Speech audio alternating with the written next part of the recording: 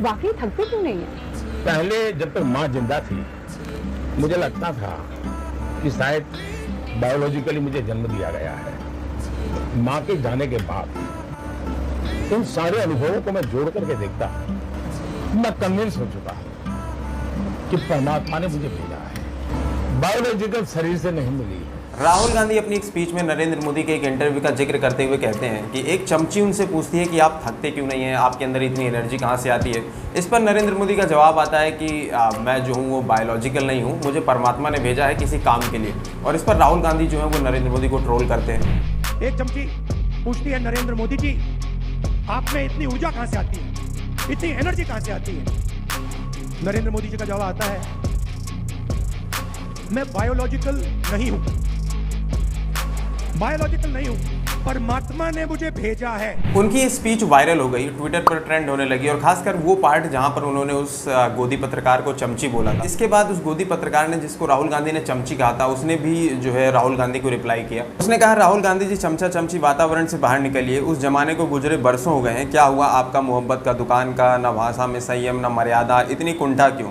फिर वो आगे ब्ला ब्ला ब्ला, और लास्ट में मेरा नाम रूबिका लियाकत है, पर्ची पे लिख देना फलाना ढिमका, ये सब बातें जो है वो उसने राहुल गांधी को रिप्लाई करते हुए ट्वीट की। तो कौन है ये गोदी पत्रकार और राहुल गांधी ने इसको चमची क्यों कहा? देखिए, मैं इसका नाम तो नहीं ले सकता because I feel disgusted just by looking at her face.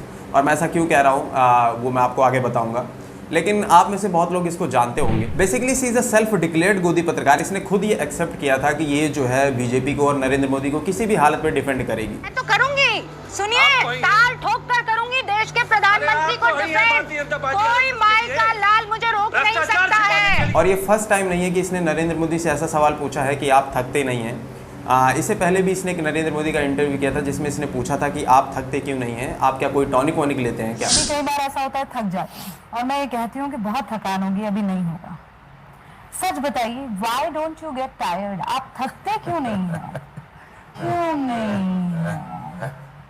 इस सवाल को लेके इसको उस टाइम पे बहुत ज़्यादा ट्रोल भी किया गया था, लेकिन बेशर्मी इतनी कि एक बार फिर से इसने यही सवाल जो है वो नरेंद्र मोदी से पूछा कि आप थकते क्यों नहीं हैं? आप वाकई थकते क्यों नहीं है? जब आप इसकी डिबेट देखेंगे तो आप पाएंगे कि ये बीजेपी प्रवक्ताओं से ज़्यादा बीजेपी के लीडर्स को डिफेंड करती है। जी, आपसे दुनिया मोदी की तारीफ कर रही है और राहुल गांधी को लगता है कि मोदी हिंदुस्तान में लोकतंत्र का गला दबा रहे हैं। मुझे 5 महत्वपूर्ण बिंदु आज आप गिना दीजिए जिससे जनता क्लियरली ये मान ले कि मोदी लोकतंत्र की हत्या कर रहे हैं। देखिए, जर्नलिस्ट की ड्यूटी होती है कि वो विपक्ष के साथ खड़ा होकर सरकार की कमियों को उजागर करे ताकि जो सरकार की पावर है उसको चेक में रखा जा सके। जो लोग पावर में हैं वो अपनी ताकत का गलत इस्तेमाल ना करें, तानाशाही ना कर सकें।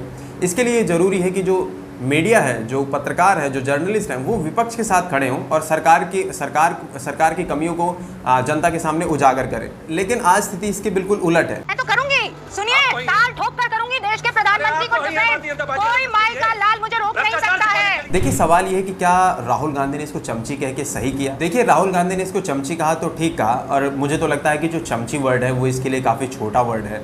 क्योंकि जो इंसान चंद पैसों के लिए अपना ईमान बेच दे, अपना ज़मीर बेच दे और अपने देश के साथ गद्दारी करे, अपने लोगों के साथ गद्दारी करे और जो अपनी कौम के साथ गद्दारी करे और यहाँ तक कि जो इस देश के शहीद हैं, जो उनकी शहादत है, उसके साथ गद्दारी करे। आपने नोटिस किया होगा कि शी इज़ हरसेल्फ अ मुस्लिम। और आजकल जो नरेंद्र मोदी हैं वो अपनी हर स्पीच में मुस्लिमों को डिमोनाइज़ करते हैं। कभी उनको कहते हैं घुसपैठिया कहते हैं, कभी उनको ज़्यादा बच्चे पैदा करने वाला कहते हैं। मतलब ये संपत्ति इकट्ठी करके किसको बांटेंगे? जिनके ज्यादा बच्चे हैं उनको बांटेंगे, घुसपैठियों को बांटेंगे। क्या आपकी मेहनत की कमाई का पैसा घुसपैठियों को दिया जाएगा? कहते हैं कि कांग्रेस जो है वो जो हिंदू हैं उनका धन, उनकी संपत्ति, उनका एसेट, उनका मंगलसूत्र छीन कर जो है वो मुस्लिमों को दे देगी।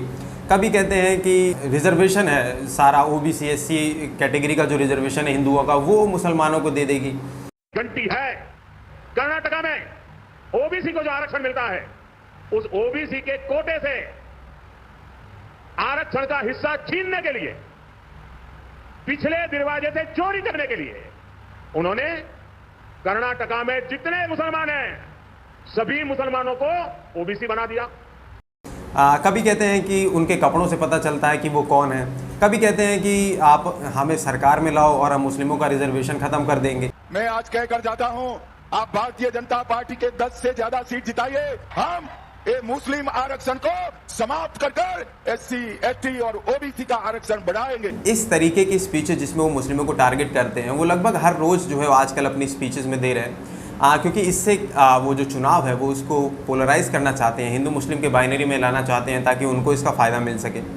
और भी इनके जो लीडर्स हैं वो भी इसी तरीके का काम कर रहे हैं। लेकिन आप कहीं भी दिखा दीजिए कि इस औरत ने जो है नरेंद्र मोदी से या फिर किसी बीजेपी लीडर को इस मुद्दे पर घेरा हो कि आप मुस्लिमों के खिलाफ क्यों इस तरीके के बयान दे रहे हैं, आप चुनाव में क्यों हिंदू मुस्लिम कर रहे हैं। आपको ढूंढने पर भी नहीं मिलेगा कि कहीं पर इसने जो है वो सरकार से सवाल पूछा हो, अपनी आवाज़ उठाई हो कि क्यों जो है वो मुस्लिमों के अगेंस्ट इस तरीके के हेटफुल जो बयान हैं वो दिए जा रहे हैं, क्यों जो है चुनाव में हिंदू मुस्लिम किया जा रहा है। और जो कि खुद ये एक मुस्लिम है। बहुत सारे हिंदू हैं जो बीजेपी सपोर्टर हैं, अब वो इसको बहुत ज़्यादा पसंद करते हैं क्योंकि बीजेपी की तरफ से ये बैटिंग करती है, नरेंद्र मोदी की तरफ से बैटिंग करती है। लेकिन मैं उनसे यही बात कहना चाहूँगा कि भाई जो इंसान अपने धर्म का नहीं, जो इंसान अपने कौम का नहीं, जो इंसान अपने ही लोगों का नहीं, वो तुम्हारा क्या होगा। जो इंसान चंद पैसों के लिए अपना ईमान बेच सकता है, अपने ही लोगों के खिलाफ जो है वो बातें कर सकता है, वो तुम्हारा कभी नहीं हो सकता। और इसीलिए जो लोग हैं जो इसको बहुत ज़्यादा सपोर्ट करते हैं उनको थोड़ा सा सावधान रहने की ज़रूरत है। राहुल गांधी ने इसको चमची कहा वो तो ठीक है, लेकिन जो कहने का समय है वो बहुत गलत है,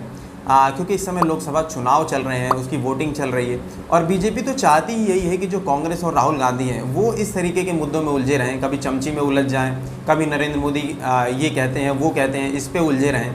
और जो मुद्दे हैं जो जिस पे कांग्रेस ने जो है नरेंद्र मोदी को और बीजेपी को जो बैकफुट पर लेकर आई है, महंगाई, बेरोजगारी, सामाजिक न्याय, करप्शन, इलेक्टोरल बॉन्ड, संविधान, तानाशाही और जो आपका जो सबसे मेन चीज़ जो सामाजिक न्याय, जातिगत जनगणना, इस तरीके के मुद्दे जो कांग्रेस ने उठाए हैं जो पूरी तरीके से रिलेवेंट है और लोग जो है इसको एक्सेप्ट कर रहे हैं और जिसकी वजह से जो बीजेपी है उसको अपने पैरों के नीचे से ज़मीन खिसकती हुई दिखाई दे रही है, तो वो उनकी ये स्ट्रेटजी है। और वो ये चाहते हैं कि जो कांग्रेस है, जो राहुल गांधी है, वो इन मुद्दों को छोड़कर हिंदू मुस्लिम के मुद्दे पर आ जाएं, नरेंद्र मोदी को पर्सनली जो है वो उस पर बात करने लगें, किसी को चमची कहने लगें।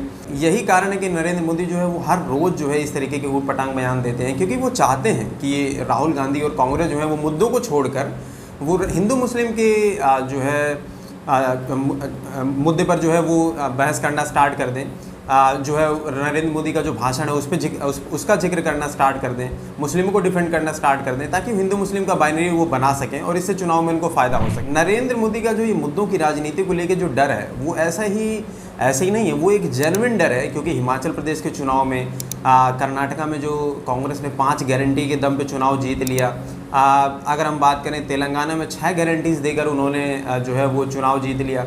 तो यहाँ पर ये पहले प्रूव हो चुका है कि अगर आप मुद्दों की राजनीति करेंगे और धर्म की राजनीति पे नहीं जाएंगे तो ऐसा पॉसिबल है कि नरेंद्र मोदी को हराया जा सकता है। और सिर्फ कांग्रेस ही नहीं, अगर हम आम आदमी पार्टी की बात करें तो आम आदमी पार्टी ने भी दिल्ली में बीजेपी को 3 बार जो है वो मुद्दों की राजनीति पे ही हराया। महंगाई, बेरोजगारी, पानी, बिजली, स्वास्थ्य, इसी के मुद्दे पर जो है आम आदमी पार्टी ने बीजेपी को जो है विधानसभा चुनाव में भी हराया और जो एमसीडी इलेक्शन थे उसमें भी हराया और पंजाब में भी हराया।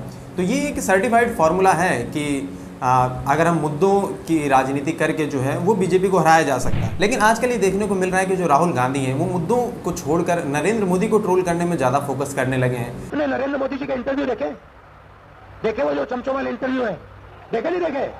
देश के प्रधानमंत्री चमचों के सामने इंटरव्यू में खुल के कहते हैं मैं बायोलॉजिकल नहीं हूं। नरेंद्र मोदी एयरफोर्स के जनरल से कहते हैं देखो आज बादल हैं, अगर हमारे हवाई जहाज जाएंगे तो रेडार नहीं देख पाएगा उनको। कभी वो किसी को चमची कह देते हैं। ये बिल्कुल गलत स्ट्रैटेजी है, क्योंकि नरेंद्र मोदी को पर्सनली अटैक करके या फिर किसी को चमची कह के या फिर ऐसे मुद्दों को छेड़कर जो रेलेवेंट नहीं है उससे कांग्रेस का ही जो नुकसान है वो होगा।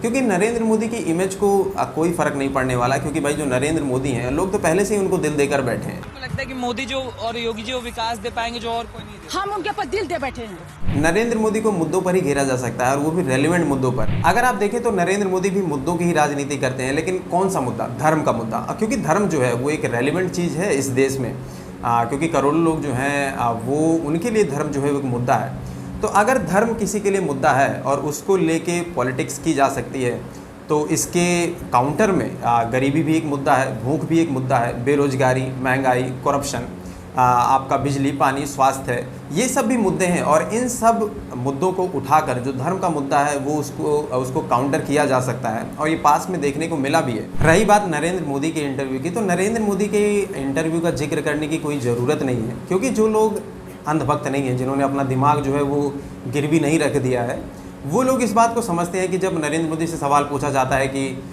जो वेल्थ इनइक्वालिटी के ऊपर जब सवाल पूछा जाता है कि अमीर अमीर हो रहा है, गरीब गरीब होता जा रहा है, तो जब वो कहते हैं कि भाई क्या सभी गरीब कर दें, जब वो कहते हैं कि कांग्रेस जो है वो तुम्हारा धन छीन के मुस्लिमों को दे देगी, भैंस चुरा लेगी, टोटी चुरा लेगी, जब वो कहते हैं कि मुझे लगता है कि मैं बायोलॉजिकल नहीं हूँ, मुझे परमात्मा ने भेजा है, जब वो कहते हैं कि मेरे घर मुस्लिमों के यहाँ से बिरयानी आती थी, ईद पे खाना आता था, तो इस तरीके के जो बयान है इसको लेके वो खुद ही एक्सपोज कर रहे हैं, इसके लिए उसका जिक्र करने की कोई ज़रूरत नहीं है। देखिए यहाँ पर जो डेमोक्रेसी है, जो संविधान है, उसको ख़त्म करने का जो थ्रेट है वो रियल है और मैं ऐसा इसलिए नहीं कह रहा हूँ कि ऐसा कांग्रेस कह रही है।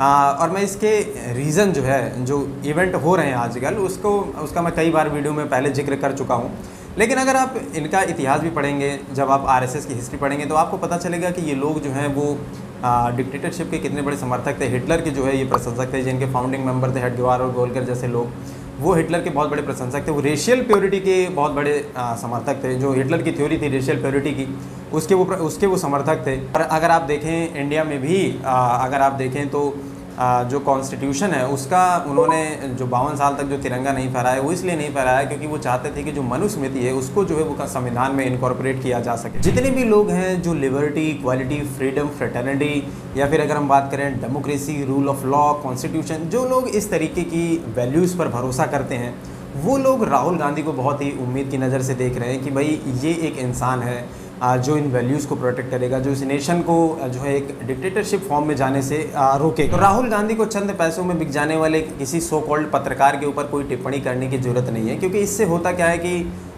जो उन लोगों को एक मुद्दा मिल जाता है, जो लोगों के मुद्दे हैं, महंगाई, बेरोजगारी, भ्रष्टाचार, करप्शन, सोशल जस्टिस, इस तरीके के मुद्दों से ध्यान भटकाने के लिए। और वैसे भी राहुल गांधी का जो स्टेचर है वो इस तरीके की चीज़ उनको सूट नहीं करती है।